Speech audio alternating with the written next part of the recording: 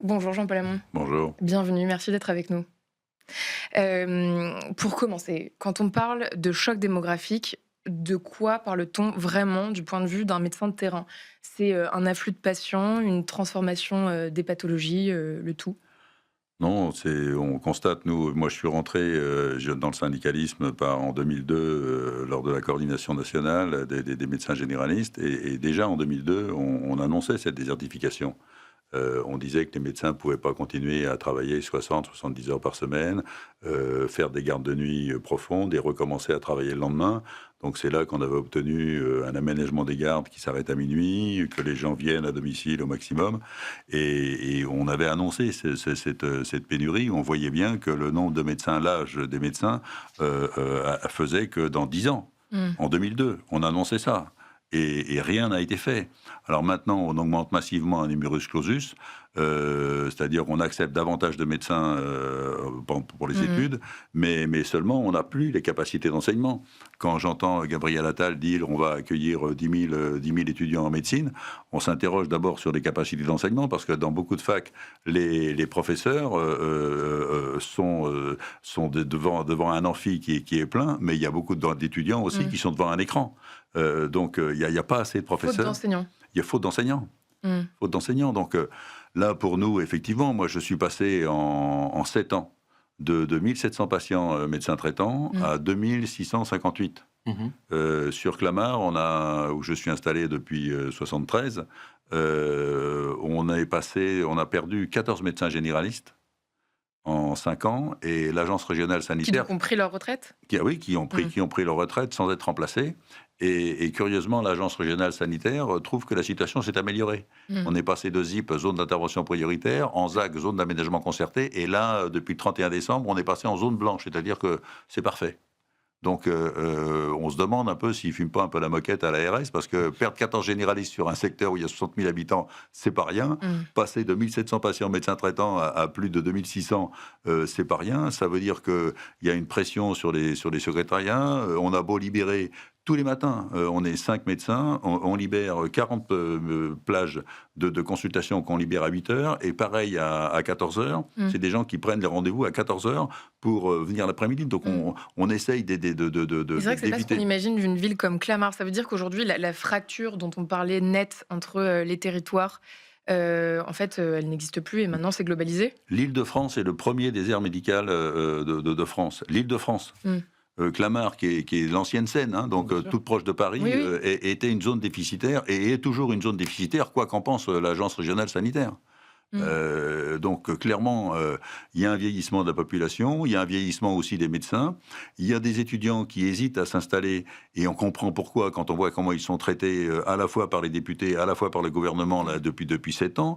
On essaye de faire croire à la population que le métier de médecin généraliste, c'est finalement une succession de petits actes qui peuvent être faits par les pharmaciens, par les infirmières, par les kinés, ou pire, par les téléconsultations qui fleurissent un peu partout. Oui. Or, une téléconsultation, si c'est fait par quelqu'un qui ne vous connaît pas, qui ne peut pas vous examiner, qui ne connaît pas vos antécédents et qui ne connaît pas votre façon de réagir, c'est clairement une Mmh. dégradation de la qualité de prise en charge des patients. C'est quelque Or, chose qu'on a mesuré ça?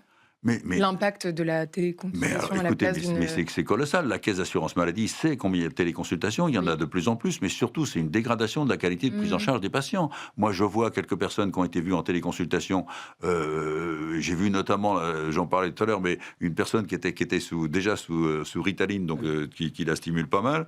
Le médecin qui ne l'a pas interrogé, visiblement, lui a prescrit de la cortisone en plus de la Ritaline. Je peux vous dire, les effets étaient quand même désastreux. La personne, on avait dit qu'elle était sous coke en permanence, quoi. Elle Mmh. était d'excitation, etc. Comment on peut faire de telles erreurs? Comment on peut laisser se développer des cabines de téléconsultation et surtout croire que c'est une solution à la désertification? On est en Mmh. train de dégrader la qualité de prise en charge des patients et personne ne bouge. On accuse les médecins d'être feignants, de ne pas travailler assez, de ne pas vouloir faire de garde, de ne pas aimer les patients. C'est Mmh. ce que m'ont dit les députés du groupe transpartisan qu'on avait rencontré à l'Assemblée il y a 6 mois, avec Mmh. M. Garot à sa tête. On voit une hostilité des députés à notre égard. Heu et et et on voit la désertification qui s'étend, on voit les jeunes médecins qui sont inquiets de l'avenir, qui ne savent pas quel métier ils vont exercer. Mmh. Ils ont bossé pendant 9 ans, on vient de leur coller une 10e année. Ils avaient signé pour 9, on vient de leur coller en cours d'études une 10e année et à faire dans les déserts. On entend des députés dire on va distribuer ces médecins dans les zones désertifiées. Distribuer, quand vous entendez parler de distribuer des gens qui sont bac plus 10, qui ont un taux de responsabilité qui fait qu'il y a un suicide tous les 18 jours parmi les internes, et vous avez des députés qui ignorent ce que c'est que ce métier, dire qu'on va distribuer ces gens qui sont pères ou mères de famille, franchement, on dit mais qu'est-ce que ces gens pensent quel métier on fait? Mais alors, comment on fait pour ces déserts médicaux? Eh bien, pour ces déserts médicaux, là, puisqu'on a collé une 10e année aux jeunes médecins, j'ai dit, écoutez, voilà, c'est simple, vous les logez, vous garantissez un logement parce qu'ils vont être éloignés de leur domicile, vous mettez un secrétariat présentiel pour qu'ils bossent dans de bonnes conditions et qu'ils soient sécurisés, eh bien, vous mettez un maître de stage joignable au téléphone pour Ce serait du sécuriser, ressort des territoires. pour sécuriser leur pratique. Et comme quand même on vient de leur coller une 10e année et qu'on les oblige à aller dans les déserts, on leur garantit un doublement du salaire. Un doublement du salaire, ça correspond à peu près à 60 consultations par semaine. Et quand j'en ai parlé à l'ancien ministère de la Santé, parce que ça tourne un peu, les ministres en ce moment, quand j'en parle de l'ancien ministre de la Santé, ils me disent oui, mais ça coince du côté de Matignon. Donc j'ai appelé le conseiller de Matignon et je lui ai dit écoutez, on pourrait avoir 3500 médecins de plus sur le territoire demain, si on double leur salaire, si on les loge, s'il y a un maître de stage joignable au téléphone et qu'on leur met un secrétaire présentiel. Réponse, doubler le salaire, comme vous y allez. Je dis, attendez, excusez-moi, monsieur, mais compte tenu de désertification qu'on connaît, se priver de 3500 médecins de plus, dire qu'on va doubler le salaire à des bacs plus 10, dont le niveau de responsabilité est tel qu'il y a un suicide tous les 18 jours, je suis surpris de votre réaction. Et c'est ça qui est malheureux, si vous voulez. C'est que, ces gens-là ignorent le métier et ne font rien pour enrayer la désertification, alors qu'on pourrait avoir 3500 médecins de plus demain pour moins de 2 millions d'euros sur un budget de 153 milliards. À quoi pensent les gens qui nous gouvernent en ce moment? La délégation des tâches revient régulièrement dans le débat. Est-ce que c'est une réponse pragmatique au choc démographique ou est-ce que vous voyez comme un risque Mais ce que je vous dis, on est en train de réinventer les officiers de santé du temps de Flaubert. On est en train de réinventer les officiers de santé du temps de Flaubert. Et je ne vous dis pas la qualité des soins de M. Bovary. Hein, c'était déjà pas glorieux. Ça ne fait que masquer le manque de médecins. Mais ça masque provisoirement le nombre de médecins. J'ai vu des médecins d'Orléans parce que je suis allé faire la campagne de Madame Rist qui va se présenter dimanche. Là, je ne sais pas quand passe votre émission. Mais je suis allé faire la campagne de Madame Brist vendredi dernier et j'ai rencontré des médecins d'Orléans qui me disaient mais nous, on est confrontés, il y a des infirmières aux pratiques avancées qui viennent nous demander de prescrire des examens parce qu'elles ont vu des personnes en premier recours, mais ils disent c'est des examens que nous, on n'aurait jamais prescrits. Donc, si vous voulez, moi, les infirmiers avec qui je travaille, ils ont envie d'être mieux rémunérés et qu'on reconnaisse mieux leur métier, ils n'ont pas envie de changer de métier. Or, les infirmiers, Monsieur Valtou, l'ancien ministre, déjà il y en a eu 2 depuis, a quand même été devant l'Assemblée nationale dire que les infirmiers de proximité avaient été augmentés de 10% quand leur salaire, leur déplacement est passé de 2,50 € à 2,75 €. Il le dit sans honte. Les infirmiers sans qui, moi, je ne peux pas maintenir de personnes âgées à domicile, sans qui je ne peux pas faire de fin de vie à domicile, ils se déplacent à domicile pour 2,75 € et le ministre ose le dire devant l'Assemblée nationale. Sans honte. Alors, comment voulez-vous qu'on maintienne des personnes âgées à domicile? Comment voulez-vous qu'on assure des fins de vie correctement à domicile avec des infirmiers qui sont payés ce prix-là? Donc aujourd'hui, le problème, c'est pas le nombre de patients. Mais le problème... De patients âgés, j'entends. Vous savez, les personnes âgées à domicile, je connais des auxiliaires de vie qui font un boulot remarquable. On est en train de nous bassiner avec le vieillissement de la population.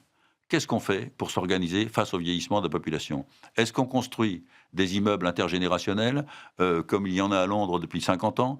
Il y a quelques appartements, excusez-moi, il y a quelques immeubles intergénérationnels en France, mais ils sont rarissimes. Or, ces immeubles-là, vous avez des personnes âgées qui sont en couple. Il y a des 2 pièces au rez-de-chaussée, il y a des studios pour les personnes seules. À côté de ça, il y a une mini-crèche où les parents viennent mettre leurs enfants. Quand les personnes âgées sont en forme, elles peuvent servir même de baby-sitter aux gens qui habitent au-dessus. Il y a il y a un vrai travail intergénérationnel et il y a un vrai respect de prise en charge des personnes âgées. Parce que quand vous avez une auxiliaire de vie qui vient, eh bien, plutôt que de prendre 2 heures chez l'un, prendre 1 heure de transport pour aller chez un autre, etc., elle fait sa journée au rez-de-chaussée de l'immeuble.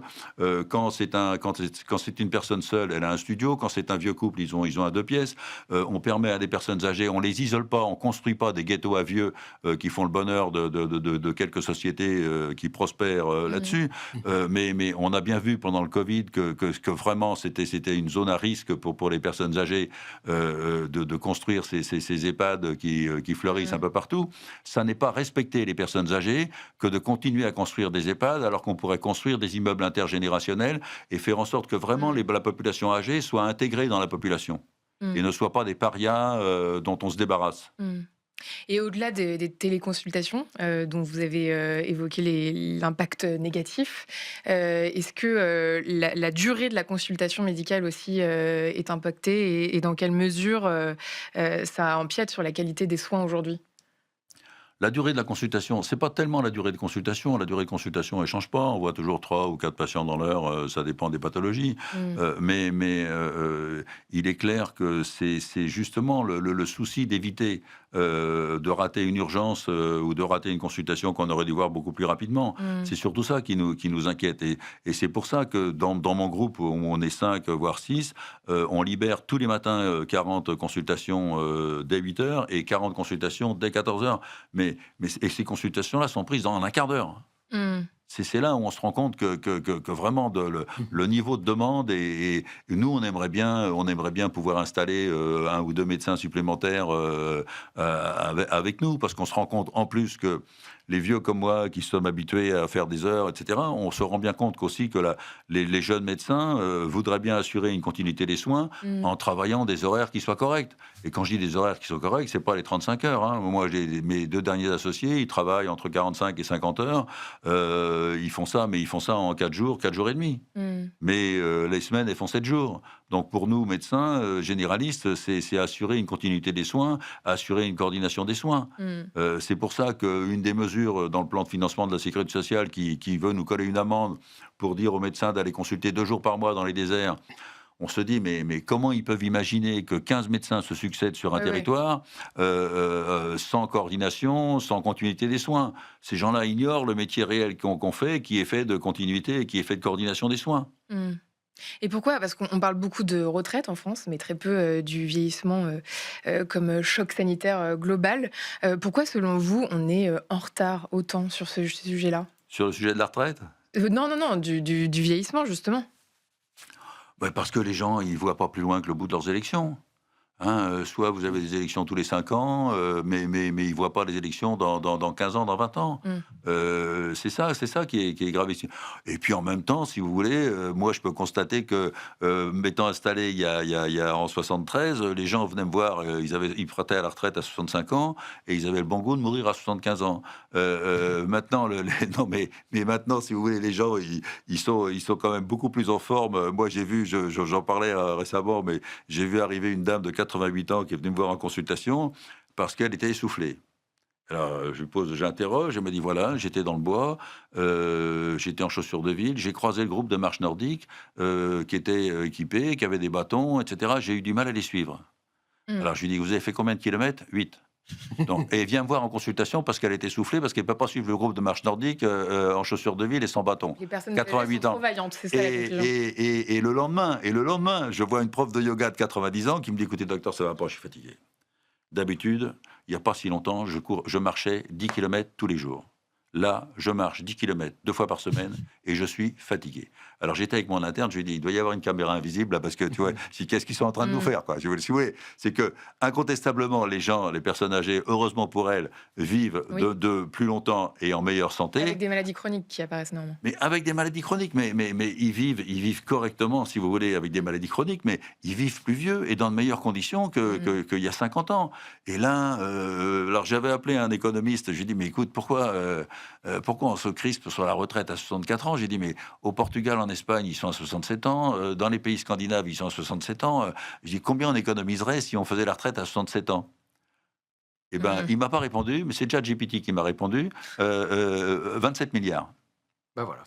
27 milliards d'économies si on partait à la retraite à 67 ans. Et si on respectait les personnes âgées, qu'on construisait des immeubles intergénérationnels, je pense que ça relancerait le Mmh. bâtiment qui est un peu fatigué en ce moment.